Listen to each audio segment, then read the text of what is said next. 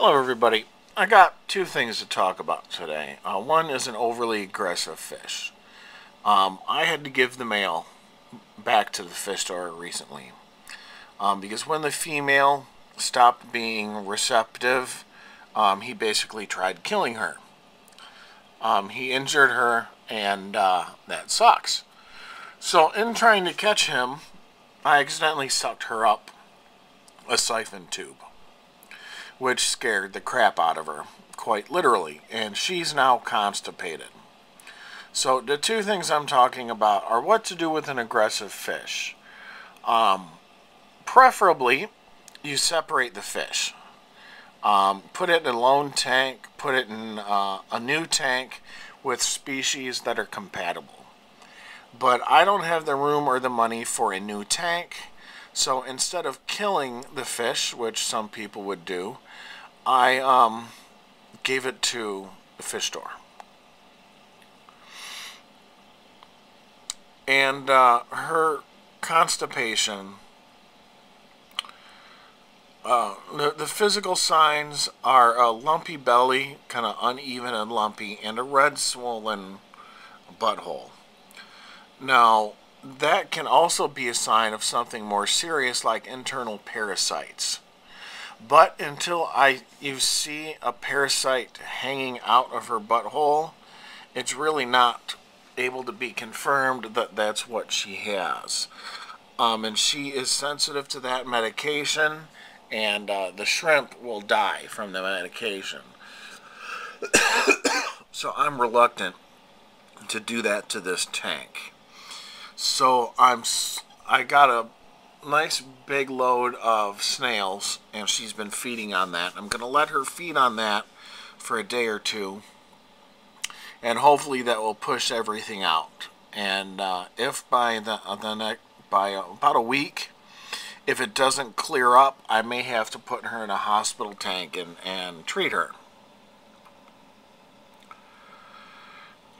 So this is what I've been talking about before, where you know your fish. If you remember, I noticed that with this tank. One of my fish, one of the female rainbows, started acting really funny, swimming very strange, almost spastic. And then I saw a big long white thing trailing from her anus.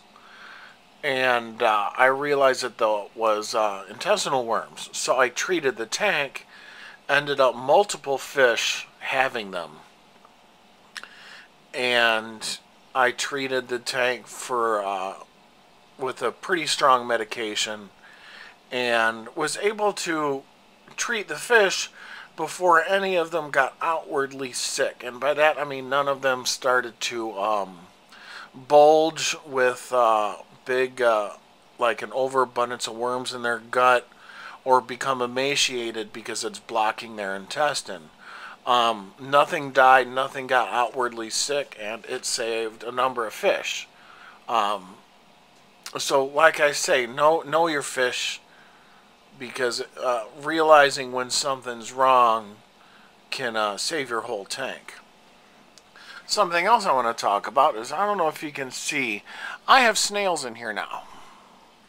I don't know how. I was pretty careful about not getting water from here and here, or using, when I have to work on both tanks, I worked on this one first and then this one. But somehow snails got in here, and at first I'm like, oh crap, it's going to be hell to get rid of them.